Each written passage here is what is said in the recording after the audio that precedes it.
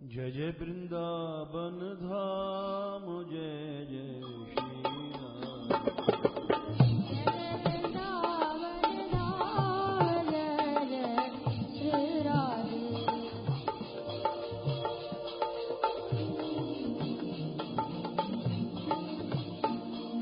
जय गोवर्धन धाम जय श्री राधे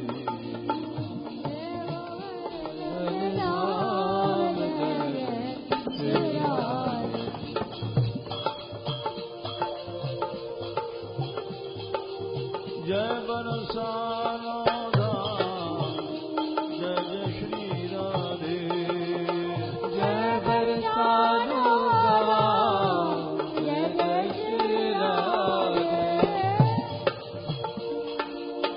राधा रानी को गाओ जय जय श्री राधे राधा रानी को गाओ जय जय श्री राधे महारानी को गाओ जय जय श्री राधे महारानी को गाओ जय जय श्री राधे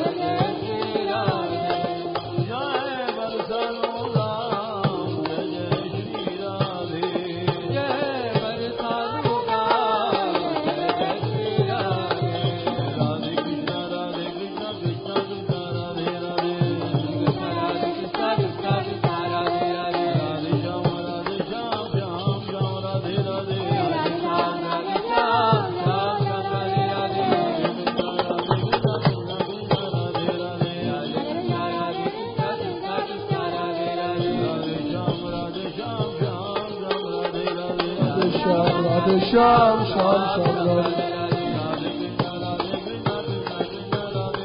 राधे कृष्ण कृष्ण कृष्ण राधे राधे श्याम राधे श्याम श्याम श्याम राधे राधे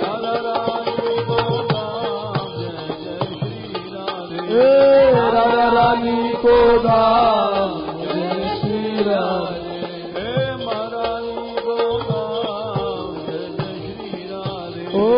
महारानी को धाम जय श्री राधे जय जय श्री राधे जय जय श्री राधे जय जय श्री राधे जय जय श्री राधे जय जय श्री राधे जय जय श्री राधे जय जय श्री राधे जय जय श्री राधे जय जय श्री राधे जय श्री राधे जय जय श्री राधे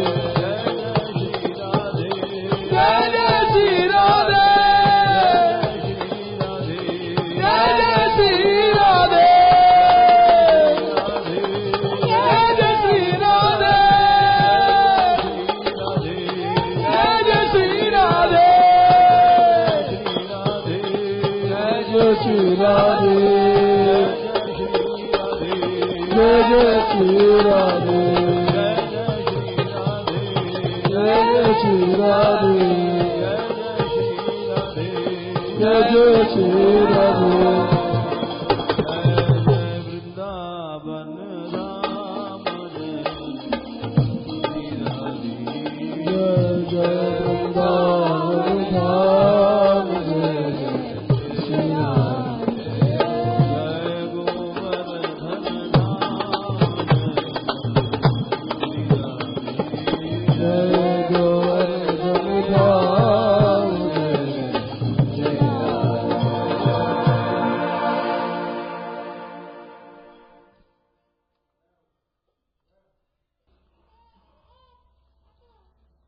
जब तक श्री जी की इच्छा है, यानी जब तक उधर संकीर्तन भवन या सत्संग भवन नहीं बनेगा, तब तक सत्संग और कथा यही होगी।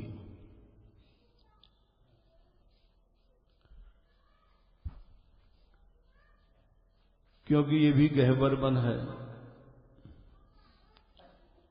सामने वन का दृश्य,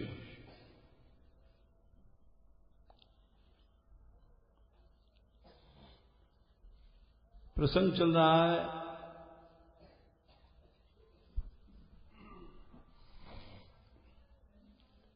भक्ति महारानी के श्रृंगार का।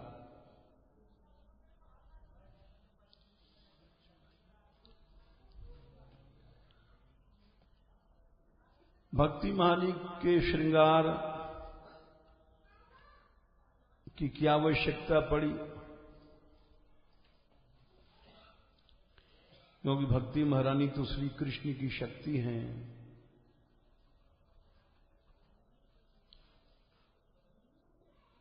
तो आवश्यकता इसलिए पड़ी कि जब वो अपने हृदय में आती हैं, जैसे भगवान सर्वव्यापी हैं, किंतु जब अपने यहां आते हैं किसी के भक्त के घर, तो वो उनको सजाता है, संवारता है, या अपने अपने ठाकुर सेवा जैसे लोग करते हैं,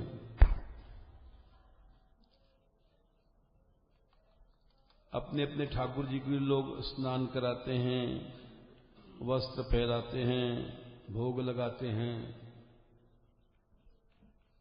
उसी तरह से अपने घट के भीतर, अपने हृदय के भीतर भक्ति महारानी पधारती हैं और उनको सजाना है। भक्तमाल का प्रारंभ इसी से होता है। ये बड़ी सूक्ष्म बात है और ग्रंथकार की बड़ी सूक्ष्म भावनाओं का परिचय मिलता है। सबसे पहले उन्होंने, भक्तमाल की टीकाकार करने वालों ने, प्रियालाल दास जी महाराज ने, भक्ति महारानी को श्रृंगार इसीलिए किया कि चारों एक है, प्रतिज्ञा है। भक्त भक्ति भगवंत गुरु, चतुर नाम वपु एक। भक्त, भक्ति, भगवान, गुरु, चारों एक हैं। तो जैसे भगवान पधारते हैं तो पूजन करता है भक्त, उनका श्रृंगार करता है। तो उसी तरह से अगर भक्ति महारानी का श्रृंगार, पूजन ये सब नहीं किया गया तो उपासना नहीं बनती है। उपासना तभी बनती है, आराधना तभी बनती है जब उनका अर्चन किया जाता है। इसलिए भक्तमाल ग्रंथ के प्रारंभ में जो भक्ति महारानी के श्रृंगार किया गया वो दिखाता है कि भक्ति, भगवान, भक्त, गुरु सब एक ही हैं। इनका पूजन करो। इनका श्रृंगार कैसे किया जाए? ठाकुर जी के लिए तो है जामा पहनाया, श्री जी को साड़ी पहनाई, लहंगा पहनाया।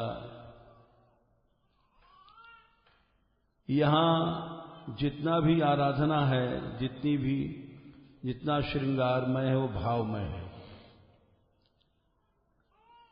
भावमय इसलिए है कि भाव ही भक्ति है। भक्ति क्या है? भाव। तो सारा श्रृंगार भावमय है। यहां जो विग्रह के लिए लहंगा, फरिया आदि की आवश्यकता नहीं है। सबसे पहले मन मंदिर है, उसको मंदिर में बैठालना है, मंदिर को सजाना है। तो मंदिर को साफ करना है, उसकी गंदगी निकालना है। मन रूपी जो मंदिर है इसमें अहंकार ही सबसे बड़ी मैल है। यद्यप मैल तो मोह भी कह सकते थे, या सभी मैल है, क्रोध, लोभ, जितने सब मैल ही हैं, कषाय। लेकिन अहंकार को ही लिया गया, क्योंकि अहम इतना सूक्ष्म नहीं है कि जितना तम या मोह, और इतना स्थूल भी नहीं है। इसलिए बीच की सीढ़ी दी गई कि अहम से ही यही जीव भाव है, इससे ही काम क्रोध पैदा होते हैं। तो इसलिए अहम को लिया गया। अहम के हटते ही दैन्य आ जाता है, और दैन्य के आते ही भक्ति आ जाती है। वो अहम कैसे घटता है? उबटन लगाया जाता है, जैसे आजकल लोग साबुन लगाते हैं। श्रद्धा रूपी चिकनाई फुलेल को डाल करके कथा रूपी श्रवण, नित्य भगवत कथा सुनी जाए, नित्य, ये उबटन है। नित्य श्रवण से ये मैल दूर हो जाती है। अंग अंग में अभिमान है, रोम रोम अभिमान में डूबा हुआ है प्राणी का। श्रद्धाई फुलेल, एक लाइन हो चुकी है। श्रद्धाई फुलेल औबटनो श्रवण कथा,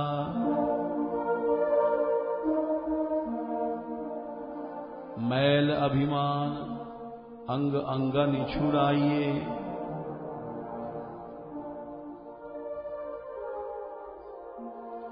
उसके बाद स्नान करने के लिए पानी चाहिए। मनन सुनीर अनवाय अंगुछाई दया, दया से शरीर को पोंछा गया। उसके बाद वसन वस्त्र पहनाना है। नवनी बसन पन सोधो लय लगाइए।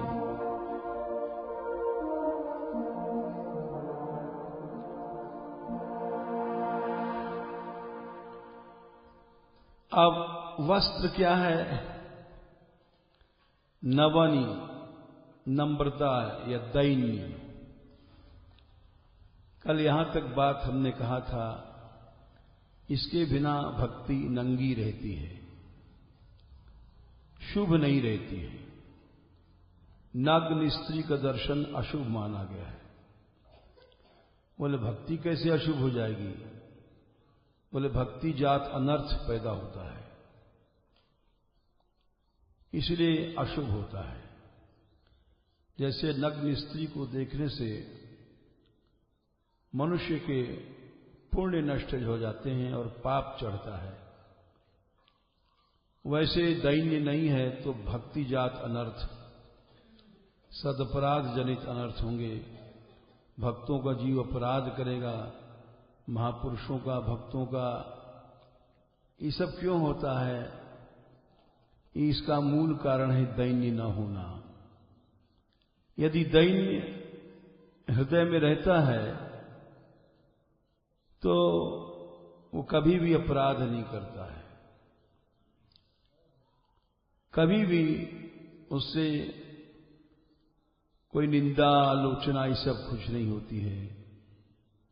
ये सब जितनी चीजें हैं वे सब अहम से पैदा होती हैं। भगवान ने कहा कि देखो कि द्वेष मनुष्य क्यों करता है। जैसे खीर बनाते हो तो दूध, चावल, मीठा घी, कई चीजें लगती हैं, वैसे ही द्वेष करता है मनुष्य। क्यों? अहंकारम बलम दर्पम कामम क्रोधम च संश्रिता मामात्म परदेशे देहेषु प्रद्विषंतोभ्यसूयिका। ये 5 चीजें होती हैं तब वो द्वेषी बन जाता है, और मुझको और अन्य सभी शरीरों में मैं ही तो बैठा हूं, द्वेष करने लग जाता है। अहंकार, मैं, हम लोगों में अहंकार, सब जगह संसार में अहम के ही कारण द्वेष पैदा होता है। हर व्यक्ति बड़ा बनना चाहता है, उठने बैठने में सब में बड़ा बनने की भावनाएं रहती हैं। इसी तरह से वो अहंकार को उपासक हो जाता है। परमार्थ में भी आता है, तुम सोचते हैं यहां महंत बने, आचार्य बने, सम्मानित वक्ता बने, बहुत से शिष्य हो जाए, हमारे प्रभाव हो जाए, तो वो सब उपासना अहंकार में बदल जाती है और उसको हम लोग समझ नहीं पाते।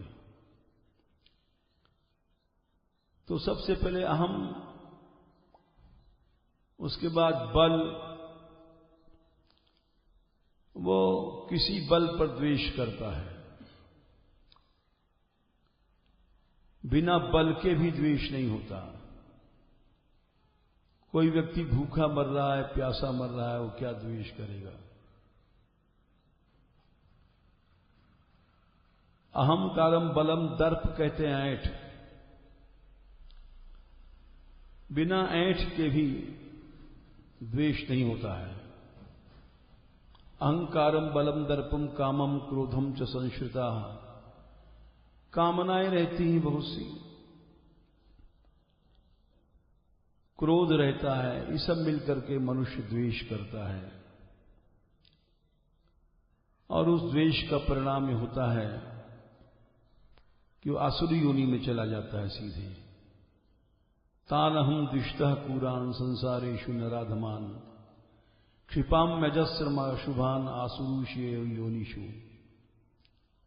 इस तरह से जीव का पतन हो जाता है और वो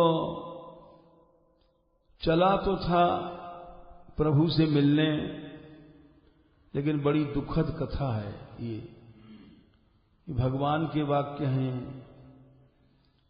कि इन कारणों से मैं आसुरी योनि में फेंक देता हूं। इसमें आश्चर्य नहीं करना चाहिए, क्योंकि वृत्रासुर असुर थे, अब बहुत बड़े भक्त थे, लेकिन वो आसुरी योनि में चले गए। इसलिए ये आश्चर्य नहीं करना चाहिए कि कोई आदमी भजन के लिए चला और आसुरी योनि में क्यों चला गया। ये जो भगवान ने कहा है यही होता है अधिकतर। बड़े संभल के चलना चाहिए, क्योंकि ऐसा न हो कि हम भक्ति करने चले आसुरी योनि में पहुंच जाएं। महापुरुषों ने सावधान किया है।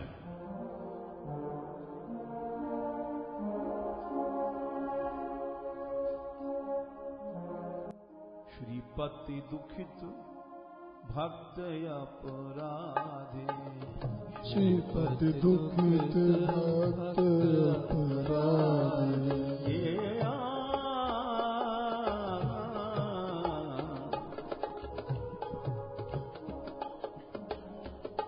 देखो रावण कौन था?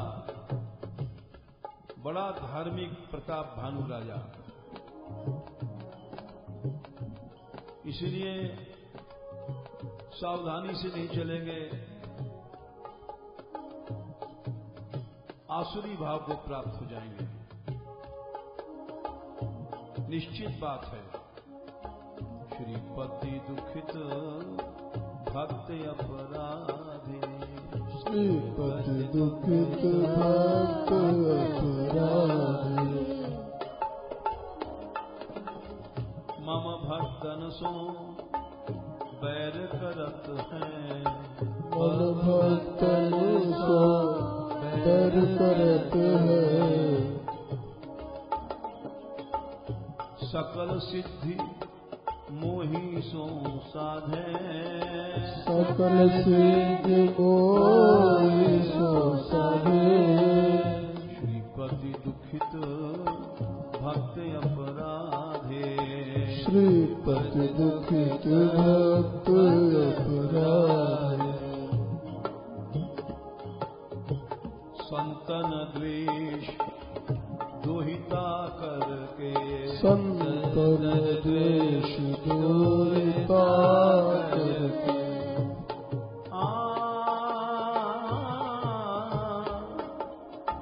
आरति सहित मोहि आराधे, आरति सहित मोहि आराधे। श्रीपति दुखित भक्त अपराधे, श्रीपति दुखित भक्त अपराधे।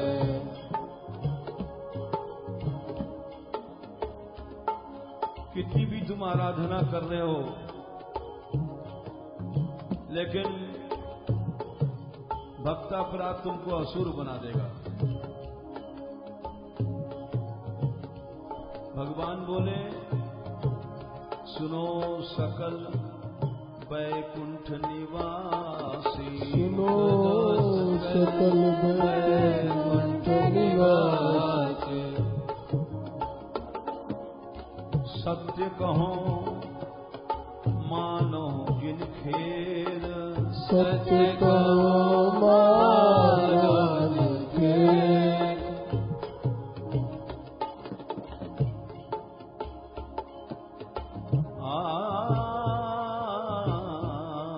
सुनो सकल वैकुंठ निवासी, सुनो सकल वैकुंठ निवासी। सत्य कहो मानो जिन खेल, सत्य कहो मानो जिन खेल। तिन पर दया करो में कही विधि,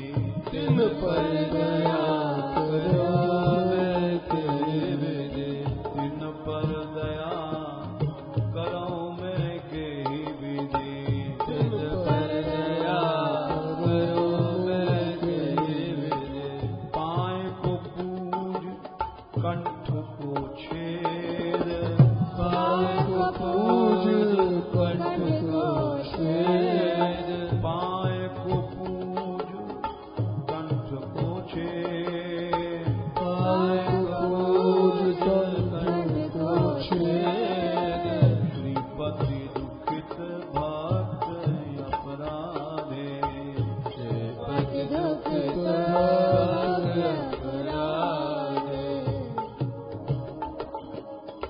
मम भक्तन सो पैर करत है मम भक्तन सो पैर करत है मम भक्तन सो पैर करत है मम भक्तन सो पैर करत है मेरो नाम निरंतर लय है मेरो नाम निरंतर रहिए मेरो नाम निरंतर लय है मेरो नाम निरंतर रहिए सूरदास भगवंत बदत हैं सूरदास भगवंत भगत है सूरदास भगवंत कहत हैं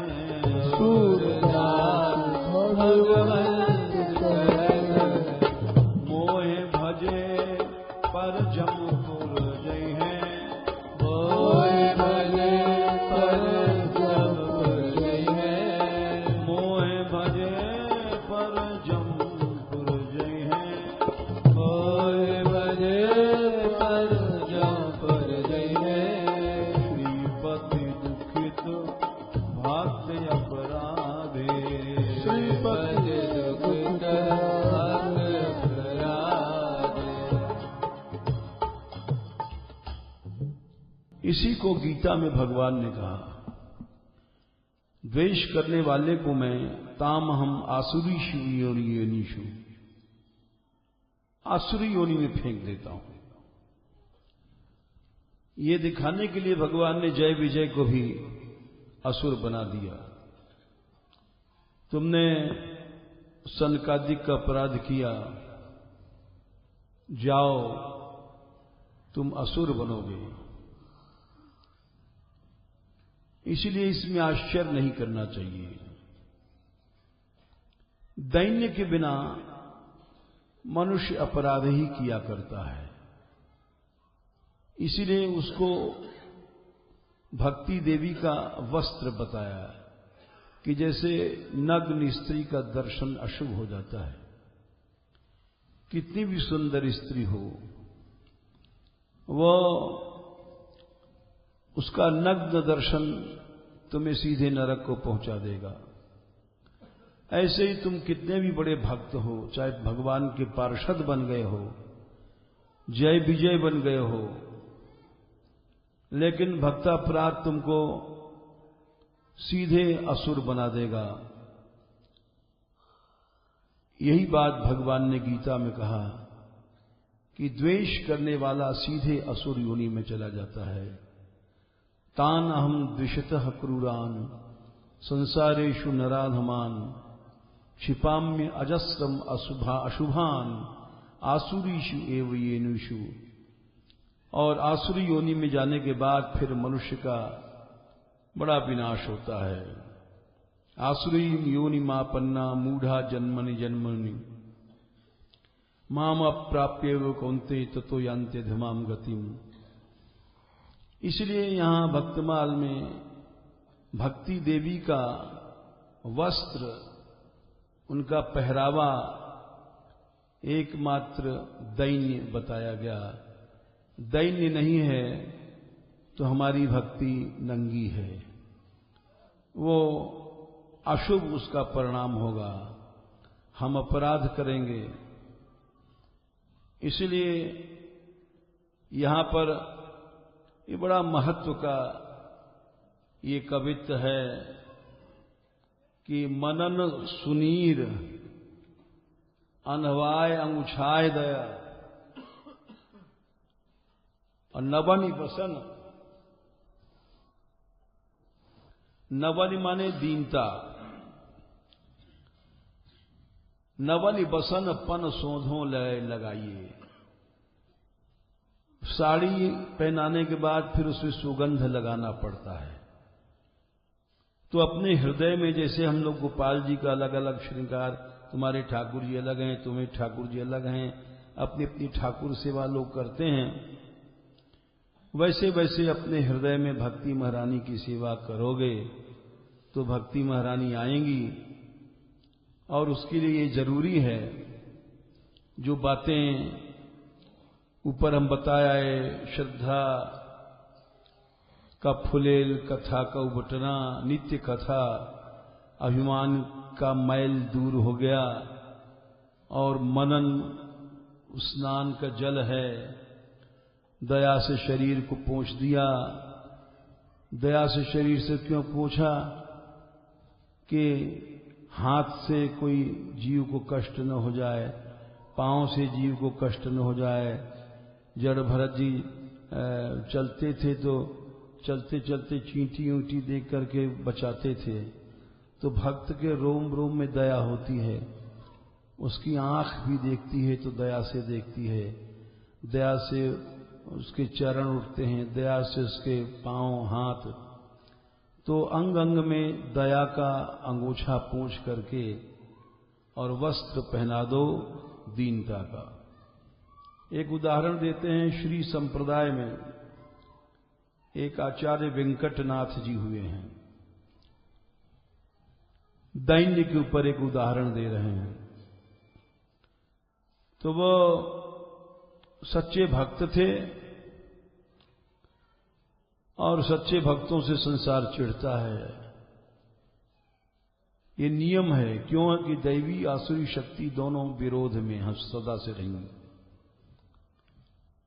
दैवी शक्ति बढ़ती तो आसुरी शक्ति जरूर बढ़ेगी। उसका प्रतिरोध करने के लिए द्वौ भूत सर्गौ लोकेस्मिन् दैव आसुरेव च।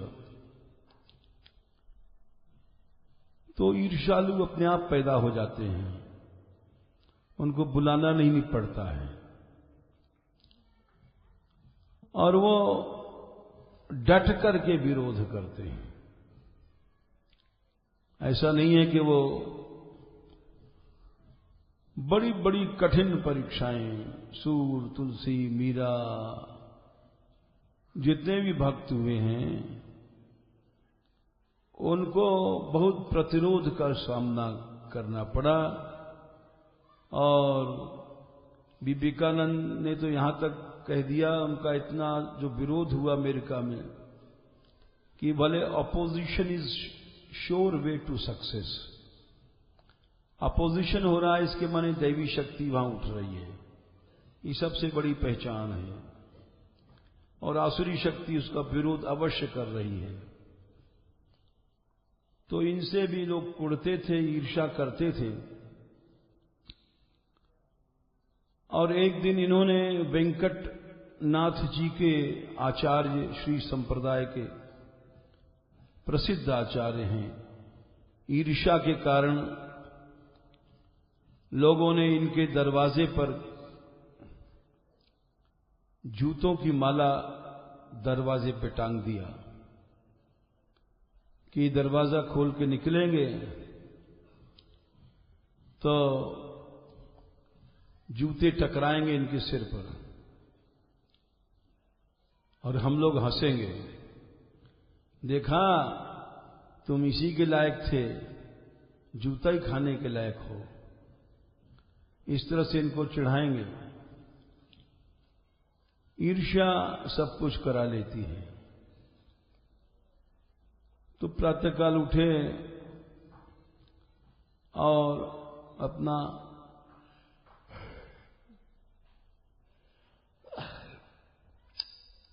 स्नान ध्यान भजन करके दरवाजा खोल करके जब बाहर चले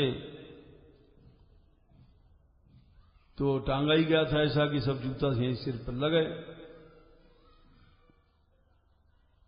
जूता लगा सिर पर तो वो लोग सोच रहे थे कि इनको गुस्सा आएगा, ये कौन टांग गया जूता यहां पर, मूर्ख कहीं का। और या दुख करेंगे, अरे कैसे दुष्ट लोग हैं, देखो इन लोगों ने जूता टांग दिया, हमारे सिर पर लग गया, सवेरे सवेरे उठ करके जूता हमारे सिर पर लग गया। तो ऐसे खींचेंगे।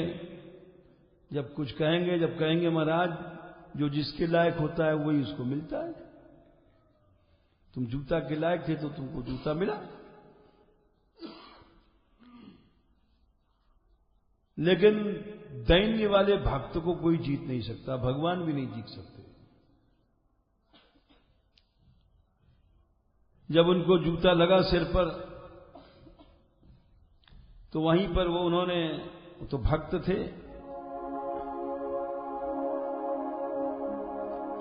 वहां पर बड़े नामी आचार्य हुए हैं श्री संप्रदाय में, वेंकटनाथ जी। उन्होंने ये श्लोक बोला,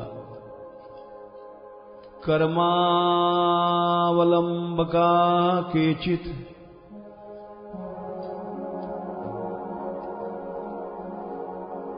केचिद ज्ञानावलंबका वयम तु हरिदासानाम पादत्राणावलंबका।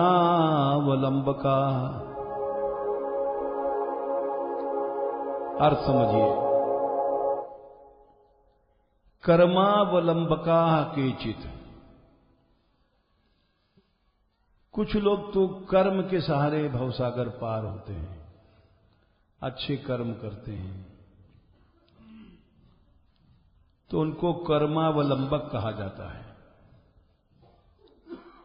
कर्मावलंबका केचित, केचित ज्ञानावलंबका, कुछ लोग ज्ञान का आश्रय लेते हैं कि ज्ञान से ही हम भवसागर प्राप्त हो जाएंगे, श्रुतियों का प्रमाण देते हैं।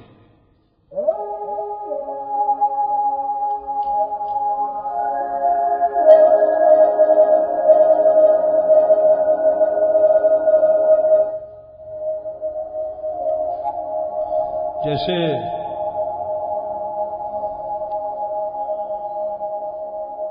उपनिषदों में कहा गया,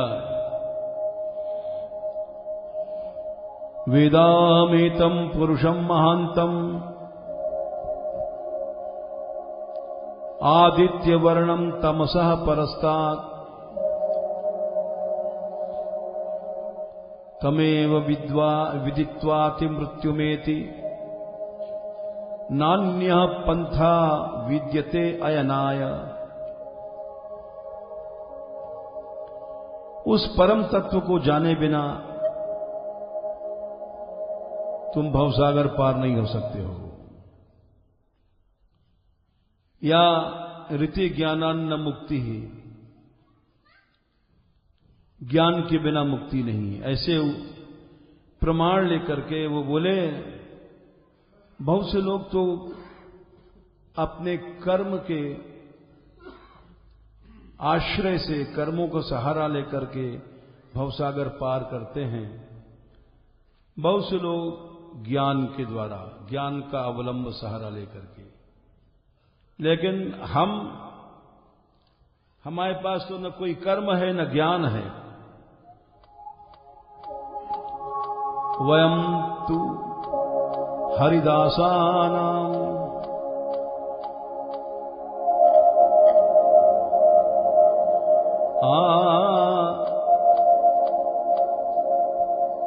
वयम तु हरिदासानाम, हमें तो केवल भगवान के भक्तों के पादत्राणावलंबका।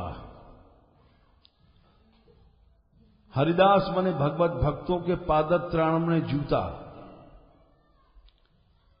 हम तो भगवान के भक्तों के जूते के सहारे भवसागर पार कर जाएंगे। कितनी बड़ी बात है। जो जूते की माला उनके सिर पर बांधी गई, उससे उनको दुख नहीं हुआ, उससे उनको ग्लानि नहीं हुई, उससे उनको अपमान नहीं हुआ। इसको कहते हैं दैन्य भाव।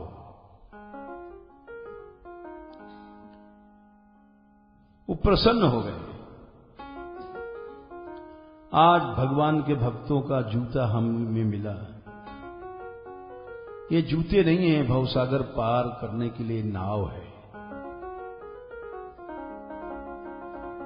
कर्मावलंबका केचिद ज्ञानावलंबका वयम तु हरिदासानां पादत्राणावलंबका।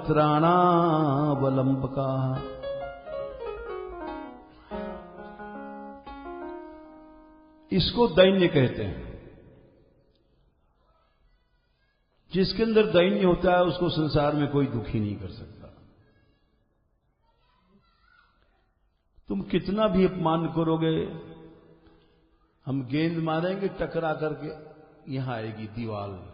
दीवार नहीं तो चली जाएगी गेंद, चली आएगी चली जाएगी, टकराएगी नहीं। कोई चीज टकराती है अहम में। अहम है तो वो चीज टकरा करके हमारे अंदर दुख, हमारे अंदर ग्लानि, हमारे भीतर शोक, उदासी ये पैदा करेगी। ये एक बड़ा भारी थर्मामीटर है अपने आप को नापने का। अहम नहीं है तो तुम गाली देते रहो, जूता फेंकते रहो। सुखदेव जी कथा कहने जा रहे थे, पागल समझ के लोग धूल फेंकते थे, हल्ला मचा रहे। ततो निवृत्ता यबुधा स्त्रियोर्भका।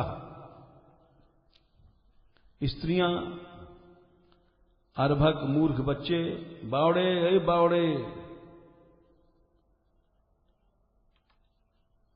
लेकिन उनमें अहम था ही नहीं जो प्रतिरोध उत्पन्न हो गए, हर्ष शोक करे। तो इसलिए निजानंद में अलक्ष्य लिंगो निज लाभ तुष्टो। ये तो भाई हम जैसे भूखी आत्माओं के लिए ये दुख पैदा करता है। एक बच्चा रो रहा है, टॉफी मत दो तो रोएगा। हम सम्मान के भूखे हैं, सम्मान नहीं मिला तो चेहरा उतर गया, उदास हो गया, शोक हो गया, क्रोध हो गया। भूखी आत्मा थी सम्मान की। इसलिए जब इस स्थिति में भी कि उनको जूतों की माला टांगी गई और जूतों की माला टांगने के बाद भी जूता सिर पे गिरे और वो प्रसन्न हो गए।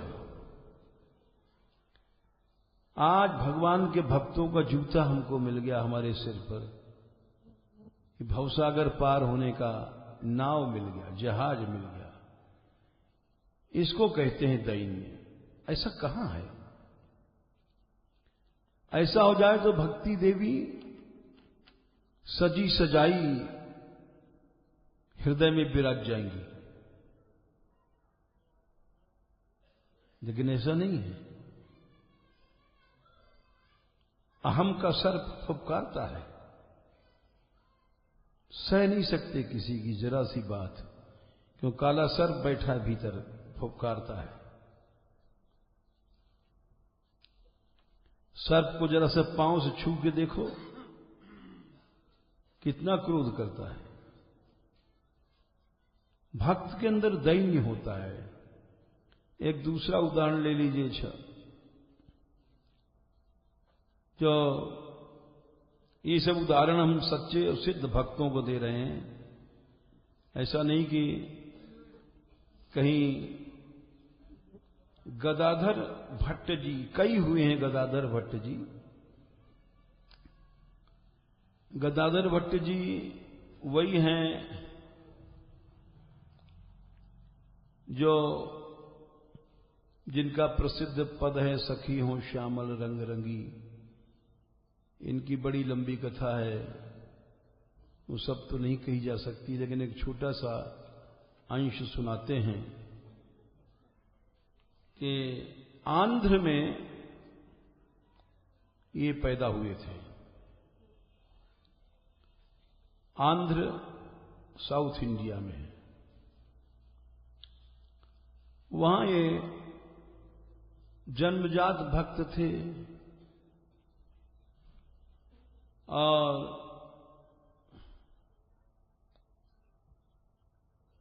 खैर वहां से समझो कृष्ण कृपा से ब्रज में आ गए। जीव गोस्वामी जी के श्लोक को सुनकर के यहां आए तो वृंदावन में भी कथा कहते थे, भागवत के विद्वान थे।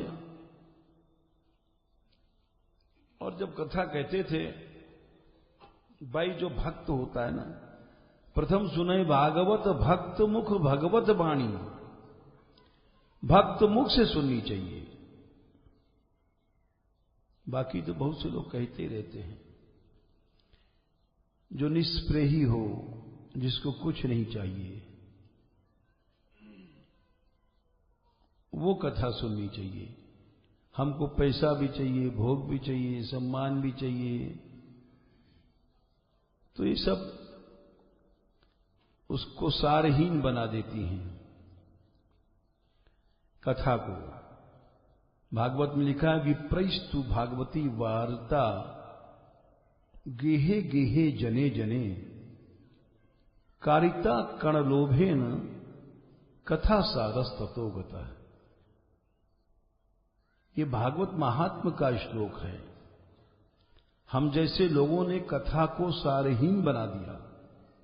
किसने बनाया? हम जैसे कथावाचकों ने। सीधा सा उत्तर है। ये मैं नहीं कह रहा हूं, ये पुराणों का श्लोक है। घर घर कथा कह रहे हैं, नगर नगर गांव गांव। कारिता कण लोभे ने, लोभ से कर रहे हैं। ये मिल जाएगा, वो मिल जाएगा। लोभ तो इतना बढ़ गया है, ठेके होते हैं कई कई लाख के। विप्रस्तु भागवती वार्या गेहे गेहे जने जने, कारिता कण लोभेन कथा सारस ततो गता। कथा का सार चला गया। सार क्या था? कृष्ण चरण प्राप्ति, कृष्ण रति, भवसागर से पार होना। अब जगह जगह कथा हो रही है, न कोई भवसागर पार हो रहा है ऐसा दिखाई पड़ता है। पंडित जी डूब रहे हैं गड़ब गड़ब करके। तो कथा को सारहीन बना दिया। हमने बनाया, कहने वालों ने, वक्ताओं ने बनाया। लोभ का गया। निश्चित बात है, हमने ही विनाश किया। तो वो ऐसे भक्त नहीं थे। ऐसा नहीं कि संसार में भक्त रहे ही नहीं। अब भी लोग हैं जो कथा कहते हैं और निष्प्रिय भाव से कहते हैं। ऐसा नहीं कि पृथ्वी में एक भी आदमी नहीं है। अब भी हैं जो निर्लोभ कहते हैं। यद्यप उनका समाज में नाम नहीं होता। समाज में तो नाम वही होता है जब 10 लाख का ठेका हो जाए, 5 लाख का पंडाल बन जाए, उससे नाम होता है। लेकिन ऐसे कथाकार हैं। अभी जैसे हम परसों गए थे वहां कथा है नहीं, तो वहां हमने प्राचीन भक्तमाली जी थे, उनकी चर्चा किया था। वो सच में ऐसे महापुरुष थे। हमने देखे हैं जब बता रहे हैं। ऐसा नहीं कि हमने ऐसे नहीं देखे हैं। हमारे बाबा कथा कहते थे, मजाल नहीं कोई फल फूल चढ़ा जाए। श्री जी की कथा, ये मजाल नहीं है कि आप कुछ चढ़ा दें। मर्यादा थी उनकी कथा की। बड़े कट्टर थे, हमारे पास तो पैसा चढ़ा दो हम कुछ नहीं बोलेंगे, लेकिन उनके यहां चढ़ावा फेंक फांक है तो चढ़, ये नहीं कथा को। कथा में कुछ, हमने ऐसे महात्मा देखे जीवन भर उन्होंने जब जब कहा कथा कहा है, एक फल भी नहीं चढ़ता था उस कथा में, और न कथा में प्रसाद बंटता था।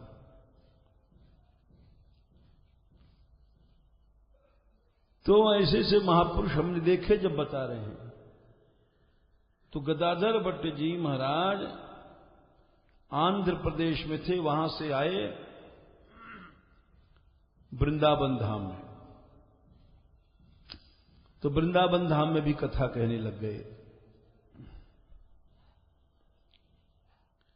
कथा में एक राजपूत था जिसका नाम कल्याण दास था। उनकी कथा नित्य सुनता था और भक्त बन गया। लेकिन उसकी स्त्री, जो राजपूत की स्त्री थी, बहुत चिढ़ती थी, क्योंकि वो जब भक्त बन जाता है तो तन मन धन से सेवा भी करता है, खाली पोट बंद हुआ तो नहीं थे। वो कथा में आते थे तो वही संत भक्त सबकी सेवा भी करते थे। तो उनकी स्त्री को बहुत गुस्सा लगता था कि तो घर का नाश कर देगा, ये मुड़ियों का। तो उस जमाने का 20 रुपया, यानी आज के समझो 10,000 रुपये हो गए, इससे ज्यादा हो गए। एक भिखारिन को दिया कि तू कथा के बीच में जाकर के सिखा दिया, ऐसे से कहना जिसमें ये पिट जाएंगे, वृंदावन से निकाल दिए जाएंगे। वो कथा हो रही थी, कथा के बीच में जाकर के ऐसे जोर से रोई, हाय मैं तो मर गई, और छाती कूटे और बाल फैलावे। तो सब लोगों का क्या बात है, क्या बात है, क्या बात है, अरे क्यों रोती हो, क्यों रोती हो? तो उसने कहा, हमारे पेट की ओर इशारा किया, मतलब इन्होंने गर्भ हमारे में रख दिया है गदाधर भट्ट जी के लिए, और अब हमको बच्चा पैदा होगा, हम क्या खाएंगे पिएंगे, निर्वाह के लिए कुछ दिलाओ इनसे। हम इसलिए आई हैं कि अब हम गर्भवती हैं, बच्चा पैदा होगा, हम क्या खाएंगी, क्या पिएंगी। जब तो आते थे रात में तो सब लोग नाराज हुए, ए क्या बोलती है, पागल जन कहां से आ गई। कुछ लोग मारने दौड़े, उन्होंने रोक दिया, वो ठीक करती है, ठीक कह रही है। ये भक्तमाल की कथा है। हम तो सफाई देंगे ना, झूठ बोल रही, झूठ बोल रही है। बोले नहीं ठीक करिए, आओ बैठो, हम तुम्हारी याद ही कर रहे थे। उल्टा बोले, तुम कहां चली गई, हम तुम्हारी, तुम हमारे पास ही रहो देवी। क्यों, तुम महापुरुष थे, जानते थे हमारे पास रहेगी, भक्ति आ जाएगी। सच में अंतर्यामी गर्भगत साधु सुंदरी मां है। भक्त तो गर्भिणी स्त्री होता है, उसके पेट में भगवान बच्चा के रूप में रहते हैं। तुलसी पोषे एक थे, दोनों पोषे जाए। लेकिन वो निर्मल भक्त लोग घबराते हो, बढ़ाते नहीं है। तो अहंकारी लोग जो हम लोग हैं, मान चला गया, सम्मान चला गया, इसी में मर गए, नाक कट गई और कान कट गया, इसमें लगे रहते हैं। उनके तो उनका विशाल, संसार से क्या लेना देना उनको, संसार है, संसार हमने छोड़ ही दिया है, तो संसार से क्या लेना देना। वो बोले, आओ देवी, आओ बैठो, अच्छा हमारे पास ही रहना, मैं तुम्हारी याद ही कर रहा था। ये सच कह रही है, ये हमारी बड़ी प्यारी है और इसके अंदर गर्व हो गया होगा हमारी मूर्खता से, तो तुम रहो यहीं हमारे पास। लेकिन श्रोता भी सभी मूर्ख नहीं होते, कोई कोई तो समझदार होते हैं। ऐसा नहीं कि सभी, कुछ श्रोता जो सच्चे भक्त थे वो जानते थे कि ये महापुरुष हैं, ये तो इनका नाटक है, कह रहे हैं हमने गर्भ रख दिया। वो कथा चलने लग गई, बोले बैठो बैठो तुमको सब रोटी पानी खाने सब मिलेगा, सब चीज मिलेगी, हमारे पास ही रहना। अब वो चुप हो गई, अब क्या करें बेचारी। तो एक जो दो चार श्रोता थे वो जब कथा वो कहने लग गए, जब कथा कहने लग गए तो चुपचाप उसको बुला के ले गए, आओ यहां आओ, देखो हम तुमको बात करेंगे समझाएंगे। ले गए और ले जाकर के डरवाया छुरा रख दिया उसके गर्दन पे। सच सच बता दे, नहीं अभी तेरा ये एक सिर अभी काट देंगे। ये किसका गर्व है? ये तो तू भिखारिन है और कहीं किसी से वही कोई कौतुक करे कर गो, जैसे रसिया और मेरे सिर पर पड़ गई बात, ठाकुर जी कहते हैं कोई कौतुक करे कर, कहा कि बता सजा। तो उसने बताया डर के मारे कि हम तो भाई गर्व वर्व कुछ नहीं है, हमको तो ये 20 रुपए मिले थे इसलिए हमने झूठ बोला। किसने दिया रुपया? और वो तो गदाधर जी तो कथा कह रहे हैं, उनको कुछ पता नहीं। लेकिन जो सही भक्त लोग थे सब, वो थोड़ी देर में पूछ पाछ लिया। बोले अच्छा, ये जो राजपूत जी बैठे इनकी बहू ने छुरा रख दिया था। बोले सच सच बता रहे, छीरा तेरा गर्दन। सब बात कहवा करके और जब कथा हो गई तो बोले अरे भाई श्रोताओं सुनो, ये झूठ बात थी। ये जो कह रहे हैं महाराज गदाधर जी कि हमने गर्भ स्थापित किया, ये हमारे पास रहेगी, ये झूठ बात है। इसके गर्भ और कुछ नहीं है। ये देख लो तुम्हारे सामने खड़ी है। हम लोगों ने इसको पूछा सच सच बता दे, तो इसने बता दिया। इसको 20 रुपए मिले थे, किसी ने दिया, और आगे झूठ बोल रही है। तो श्रोता तो चले गए बेचारे।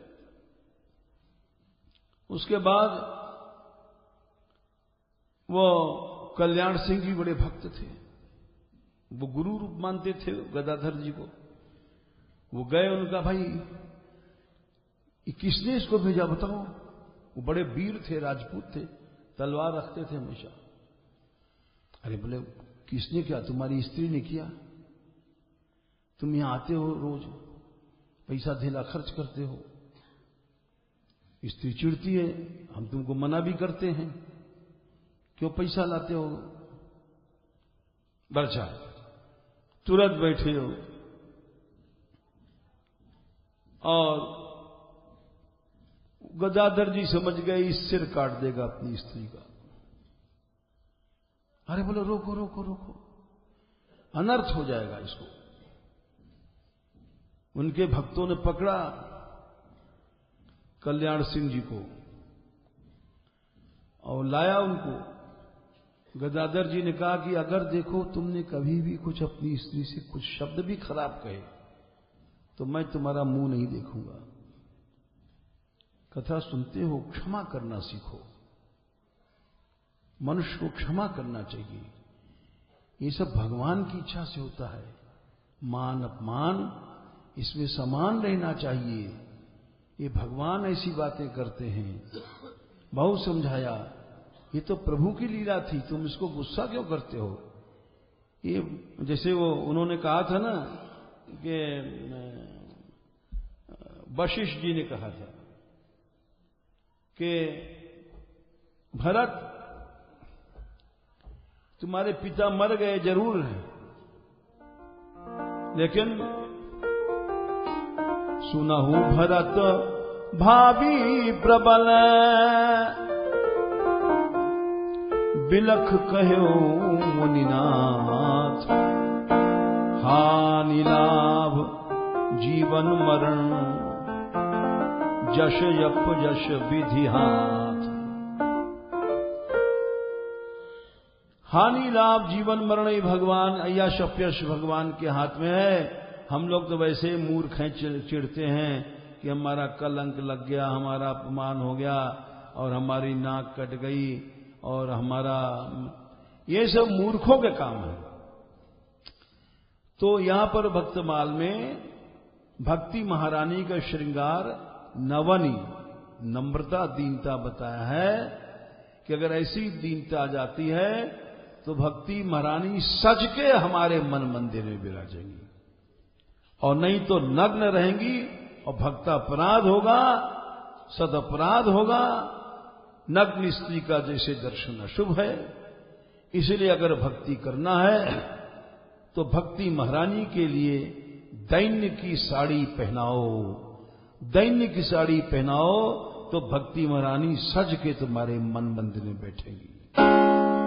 अग्नि शुभदा मोक्ष लघुता कृत सुदुर्लभा, सांद्रानंद विशेषात्मा कृष्णा कृष्णी चा।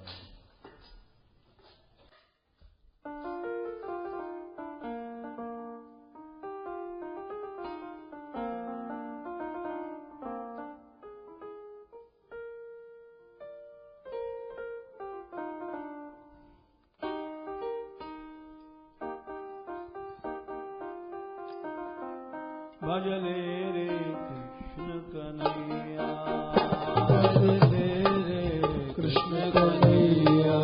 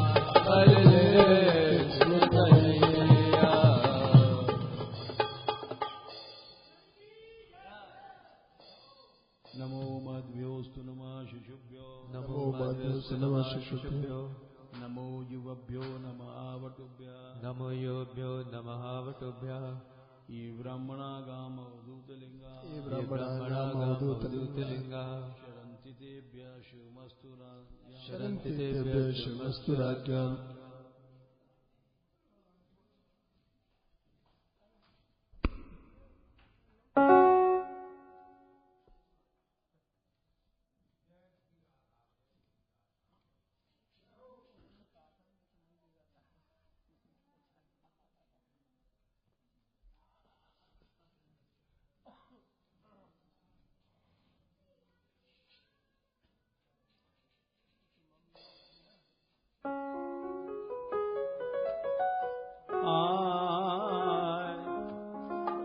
होरी आई री विरज में होरी आई गैल किरारे होरी है रे घर घर छाई रे विरज में होरी आई रे विरज में होरी आई रे जल गिरारे घर घर जाए होरी आई रे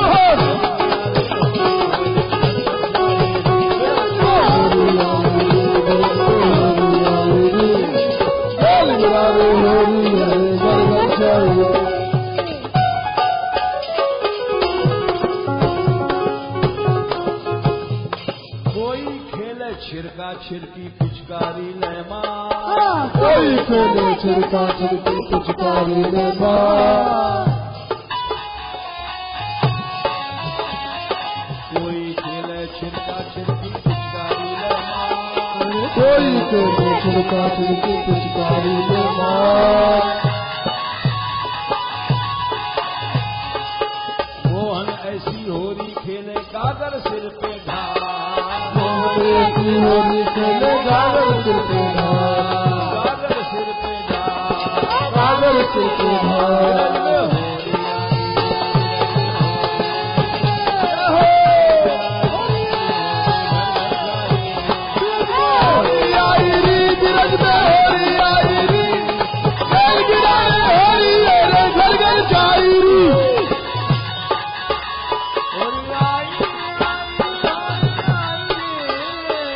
होरी आई रे आई रे होरी आई रे होरी आई होरी आई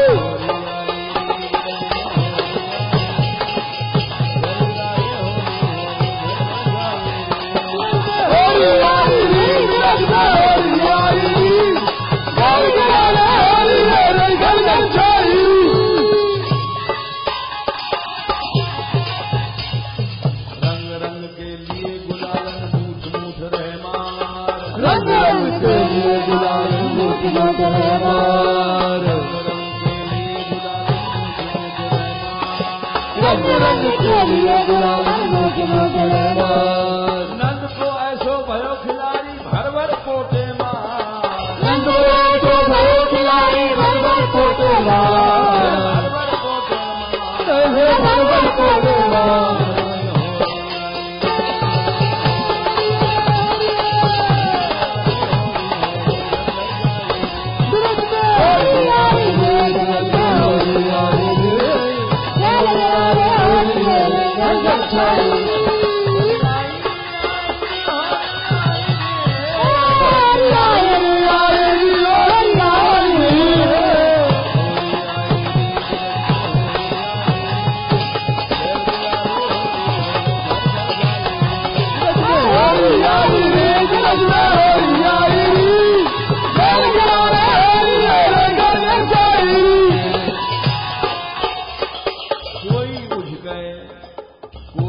चलावे घूंघट दे उघार कोई उजके सैन चलावे घूंघट दे उघार कोई उजके सैन चलावे घूंघट दे उघार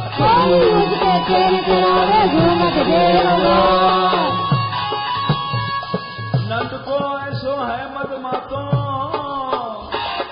नंद को ऐसो है मदमातो चोली देवे था नंद को ऐसो है मदमातो चोली देवे था चोली देवे था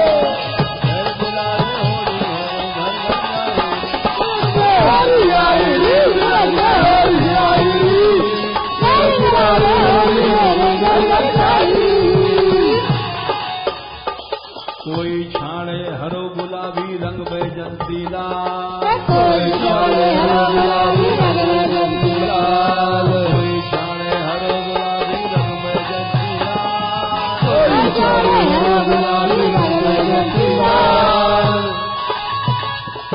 श्याम रंग में भीतर बार रंग दीनी गोपाल श्याम रंग में भीतर बार रंग दीनी गोपाल श्याम रंग में भीतर बार श्याम रंग में भीतर बार रंग दीनी गोपाल रंग में हो रही